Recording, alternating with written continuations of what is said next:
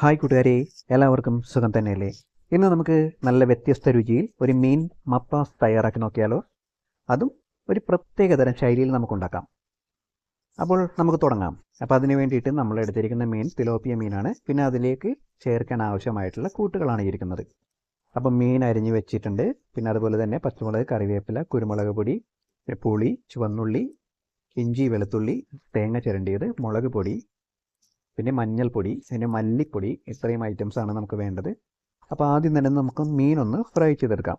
അപ്പോൾ അതിന് വേണ്ടിയിട്ട് മീനിലേക്ക് മസാല പുരട്ടി കൊടുക്കേണ്ടതുണ്ട്. അപ്പോൾ അതിന് വേണ്ടതെന്ന് പറഞ്ഞിട്ടുണ്ടെങ്കിൽ ഉപ്പും മുളക് പൊടിയും കുരുമുളക് പൊടിയും മഞ്ഞൾപ്പൊടിയും ഇത്രയും മാത്രം മതി. അതും വളരെ കുറഞ്ഞ അളവിൽ മാത്രം എടുത്താൽ മതി. അത് നന്നായി പുരട്ടിയിട്ട് കുറച്ച് സമയം മാറ്റി വെക്കാം. അതിനുശേഷം നമുക്ക് ഫ്രൈ ചെയ്യാം. അപ്പോൾ അതിനിടയിൽ കൂടെ നമുക്ക് തേങ്ങ ചിരണ്ടി വെച്ചിരിക്കുന്ന തേങ്ങ പിഴിഞ്ഞ് പാലെടുക്കണം. അപ്പോൾ ഒന്നാം പാലും രണ്ടാം പാലും എടുത്ത് മാറ്റി വെച്ചിട്ടുണ്ട്. പിന്നെ അതുപോലെ തന്നെ ഉള്ളി അരിഞ്ഞ് വെച്ചിട്ടുണ്ട്, സവാളയും അരിഞ്ഞ് മാറ്റിയിട്ടുണ്ട്. അപ്പോൾ ഉള്ളി എന്ന് പറഞ്ഞിട്ടുണ്ടെങ്കിൽ കുഞ്ഞുള്ളി, അത് വലിയ ഉള്ളിയാണ്. അപ്പോൾ അതുകൊണ്ട് ഞാൻ 2 പീസായിട്ടാണ് മുറിച്ചിരിക്കുന്നത്. ചെറിയതാണെങ്കിൽ അത് അതേപോലെ തന്നെ ചേർക്കണം മീനിലേക്ക്. സവാളയും ഒരിത്തിരി വലുപ്പത്തിൽ തന്നെ അരിഞ്ഞെടുക്കേണ്ടതുണ്ട്. ഇനി നമുക്ക് മീൻ ഫ്രൈ ചെയ്തെടുക്കാം. അപ്പോൾ ഇത് ഇത്രയും ഫ്രൈ ആയാൽ മതി കേട്ടോ. കാരണം ഒത്തിരി ഒന്നും അങ്ങോട്ട് ഫ്രൈ ആവണ്ട. 2 സൈഡും ചെറുതായിട്ടൊന്ന് മൊരിഞ്ഞ് കിട്ടിയാൽ മാത്രം മതി. ഒരുപാട് ഡ്രൈ ഫ്രൈ ആയി കഴിഞ്ഞിട്ടുണ്ടെങ്കിൽ നമ്മളുടെ ഈ മീൻ കറിക്ക് ഒരു ടേസ്റ്റ് ഉണ്ടാവില്ല. അപ്പോൾ നമുക്കിനി മറ്റൊരു മൺചട്ടി അടപ്പത്തേക്ക് വെച്ചിട്ട് കടുക് ഇട്ട് കൊടുക്കാം. ഇതിൽ ഒലിവയൊന്നും ചേർത്ത് കൊടുക്കേണ്ട കാര്യമൊന്നുമില്ല. എന്നിട്ട് ഇത് ചുവന്നുള്ളി ചേർത്തിട്ട് നല്ലതുപോലെ ഒന്ന് മൊരിയിച്ചെടുക്കുക.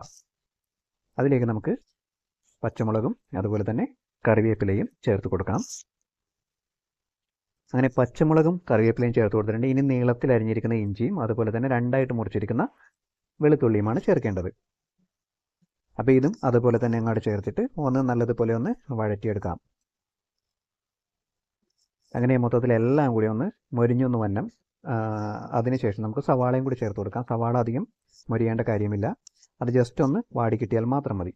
ചുവന്നുള്ളിയാണ് നല്ലതുപോലെ ഒന്ന് മൊരിഞ്ഞു വരേണ്ടത്. അങ്ങനെ സവാളയും ചേർത്ത് കൊടുത്തിട്ടുണ്ട്. കണ്ടോ, സവാള ഇത്രയും വലുതായിട്ടാണ് അരിഞ്ഞിരിക്കുന്നത്. അപ്പോൾ അതും കൂടി ഒന്ന് ഇട്ട് ഇളക്കിയതിന് ശേഷം നമുക്ക് നമ്മളുടെ മീൻ കറിക്ക് ആവശ്യമായിട്ടുള്ള മസാലക്കൂട്ടുകൾ ചേർത്ത് കൊടുക്കാനുണ്ട്. അപ്പോൾ അതും ചേർത്ത് കൊടുക്കാം നമുക്ക്. അപ്പോൾ ആദ്യം നമുക്ക് അതിലേക്ക് മഞ്ഞൾപ്പൊടി ഇട്ട് കൊടുക്കാം. അപ്പം മഞ്ഞൾപ്പൊടി മീനിന് ഇത്തിരി കളറൊക്കെ വേണമെന്നുണ്ടെങ്കിൽ മഞ്ഞൾപ്പൊടി ഇത്തിരി അധികം ചേർത്ത് കൊടുക്കാം.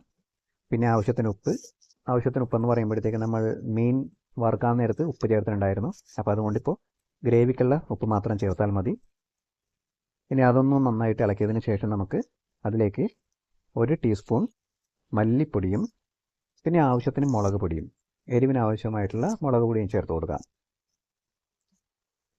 അങ്ങനെ ഇത് 2 ചേർത്ത് കൊടുത്തിട്ടുണ്ട്. ഇനി നമുക്ക് ഇതൊന്ന് മൊരിയിച്ചെടുക്കാം. അപ്പോൾ ആ എണ്ണയൊക്കെ ഒന്ന് വറ്റിയിട്ടുണ്ട് മസാല ചേർത്ത് കഴിഞ്ഞപ്പോഴത്തേക്കും. കൂടുതൽ എണ്ണയൊന്നും ചേർക്കേണ്ട, കാരണം മീൻ ഫ്രൈ ചെയ്ത് കഴിയുമ്പോഴത്തേക്കും അതിലും ഒത്തിരി എണ്ണ ഉണ്ടാകുമല്ലോ. അപ്പോൾ അതെല്ലാം കൂടി നമുക്ക് മീൻ കറിക്ക് ആവശ്യമായിട്ടുള്ള എണ്ണയെല്ലാം റെഡിയായിട്ട് വന്നോളും.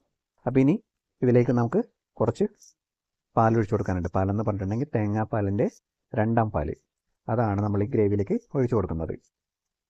അങ്ങനെ അതങ്ങോട്ട് ഒഴിച്ചു കൊടുത്തിട്ടുണ്ട്. ഇനി നമുക്കതിലേക്ക് പുളിയും കൂടിയാണ് ചേർത്ത് കൊടുക്കാനുള്ളത്. അപ്പോൾ ഇതൊന്ന് ഇളക്കി നല്ലതുപോലെ ഒന്ന് യോജിപ്പിച്ച് ആ തേങ്ങാപ്പാലിൽ തന്നെ ഇതൊന്ന് വേകട്ടെ. അപ്പോൾ അതിന് ശേഷം നമുക്ക് പുളി ഇട്ട് കൊടുക്കാം. അപ്പോൾ ആ ചാറൊക്കെ നല്ലതുപോലെ ഒന്ന് ആയി വന്നിട്ടുണ്ട്. ഇനിയിപ്പോൾ നമുക്ക് തിളച്ചതിന് ശേഷമാണല്ലോ. അപ്പോൾ തിളച്ച് കഴിഞ്ഞു. തിളച്ചപ്പോഴത്തേക്കും പുളിയും ഒരിത്തിരി വെള്ളവും കൂടി ചേർത്തിട്ട് ആ പുളി ഒന്ന് ഇളകി വരുന്നത് വരെയും ഒന്നുകൂടി നമുക്കിത് തിളപ്പിച്ചെടുക്കാം. കാരണം ഈ മീൻ കറി ഉണ്ടാക്കുമ്പോഴത്തേക്കും നമുക്ക് വളരെ പെട്ടെന്നൊന്നും ഉണ്ടാക്കാൻ പറ്റില്ല കേട്ടോ. കാരണം ഇത്തിരി അധികം സമയമെടുക്കും. കാരണം സമയമെടുത്താലും കുഴപ്പമില്ല. കാരണം എന്ന് വെച്ചിട്ടുണ്ടെങ്കിൽ ഇതിൻ്റെ രുചി എന്ന് പറഞ്ഞിട്ടുണ്ടെങ്കിൽ ഒന്നൊന്നര രുചി തന്നെയാണത്. അതുണ്ടാക്കി കഴിക്കുമ്പോഴത്തേക്കും അറിയാൻ പറ്റും. കാരണം ഇത്രയും സാധനങ്ങളൊക്കെ ചേർക്കുമ്പോഴത്തേക്കും മീൻ കറിക്ക് ഒരു പ്രത്യേക സ്മെല്ലായിരിക്കും. അതുപോലെ തന്നെ ഒരു പ്രത്യേക രുചിയുമായിരിക്കും. കാരണം തേങ്ങാപ്പാലിൽ പൊള്ളിച്ചെടുക്കുന്നതല്ലേ, നമ്മൾ വാഴയിലയിലൊക്കെ പൊള്ളിച്ചെടുക്കുന്ന അതേ രുചി തന്നെ ഇതിനും ഉണ്ടാവും. അപ്പം മീൻ ഫ്രൈ ചെയ്ത് വെച്ചിരിക്കുന്നത് കൂടി നമുക്കിതിലേക്ക് ചേർത്ത് കൊടുക്കാനുണ്ട്. അപ്പോൾ അതും കൂടി നമുക്ക് ചേർത്ത് കൊടുക്കാം. ഇത് ചേർത്ത് കൊടുത്തിട്ട് നമുക്ക് ഒരല്പസമയം ഒന്ന് ഇളക്കി കൊടുക്കാം. ഇളക്കി കൊടുക്കാമെന്ന് പറഞ്ഞാൽ മീൻ ഇതിപ്പോൾ ഇങ്ങനെ ഫ്രൈ ചെയ്തിട്ടുണ്ട് പൊടിഞ്ഞൊന്നും പോകാൻ ചാൻസ് ഇല്ല. അപ്പോൾ അതൊന്ന് ചാറിലേക്കൊന്ന് മുക്കിയിട്ടാൽ മാത്രം മതി. ഇനിയിപ്പോൾ ഇതേപോലെ കഴിക്കണമെന്നുണ്ടെങ്കിൽ ഇതേപോലെയും കഴിക്കാം കേട്ടോ. പക്ഷേ ഇതിൻ്റെ ടേസ്റ്റ് വരുന്നതെന്ന് പറഞ്ഞിട്ടുണ്ടെങ്കിൽ നമ്മൾ അവസാനം ചേർക്കുന്ന ആ 1ആം പാലിൻ്റെ രുചിയാണ് മുന്നിട്ട് നിൽക്കുന്നത്. അവിടെയാണ് ഇതിൻ്റെ എല്ലാ സ്റ്റൈലും എല്ലാ രുചിയും അങ്ങോട്ട് മാറി വേറൊരു പ്രത്യേക രുചി കിട്ടാൻ പോകുന്നത്. ഇതിപ്പോൾ സാധാരണ ഒരു മീൻ കറി പോലെ തന്നെ ആയിരിക്കും, നല്ല ഗ്രേവിയൊക്കെ ഉണ്ടെന്നേ ഉള്ളൂ. അപ്പോൾ അത് തിളച്ച് വന്നതിന് ശേഷം നമുക്ക് നമ്മളുടെ തിക്കായിട്ടുള്ള തേങ്ങാപ്പാലൂടെ അതിലേക്ക് അങ്ങോട്ട് ഒഴിച്ചു കൊടുക്കാം. ഇതിന് ശേഷം നമ്മൾ എന്താ പറയുക, ഇതൊന്ന് ചെറുതായിട്ട് ആ ചട്ടി ഒന്ന് ചുറ്റിച്ച് കൊടുത്തിട്ട് ഒരൊറ്റ തിള, അത്രയേ ഉള്ളൂ. കണ്ടോ, ഇതാണ് ഇതിൻ്റെ പരിപാടി. ഇനി അതിന് ശേഷം നമുക്കിതിനെ ഒന്ന് എടുത്ത് നോക്കാം. ഇപ്പം മീൻ കറി ഇപ്പോൾ ചാറൊക്കെ ഒന്നും കുറുകിയിട്ടില്ല, അതേപോലെ ഇരിപ്പുണ്ട്. ഇനി നമുക്കിത് ഒന്ന് മൂടി വെച്ചേക്കാം, കാരണം ഇപ്പോൾ സ്റ്റൗവെല്ലാം ഓഫ് ചെയ്ത് വെച്ചിരിക്കുന്നതാണ്.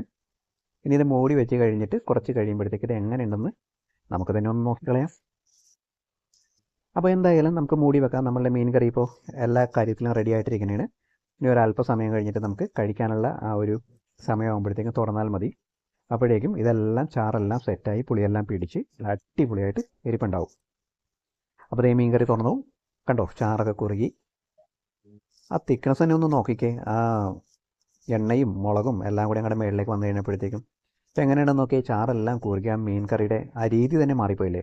ഇതാണ് ഇതിൻ്റെ കറക്റ്റായിട്ടുള്ള മീൻ മപ്പാസ് എന്ന് പറയുന്നത്. അപ്പോൾ എല്ലാ കൂട്ടുകാരും ഇതേപോലെ തന്നെ മീൻ മേടിക്കുമ്പോഴത്തേക്കും ചെറിയ പീസായിട്ട് അരിഞ്ഞ് ഫ്രൈ ചെയ്തിട്ട് ഒന്നും ഉണ്ടാക്കി നോക്കൂ. ഇതിന് പറ്റിയ മീൻ എന്നൊക്കെ പറഞ്ഞിട്ടുണ്ടെങ്കിൽ പിലോപ്പി, കരിമീൻ, നെയ്മീൻ, ഇതൊക്കെയാണ് ഇതിന് ഏറ്റവും കൂടുതൽ രുചി തരുന്നത്.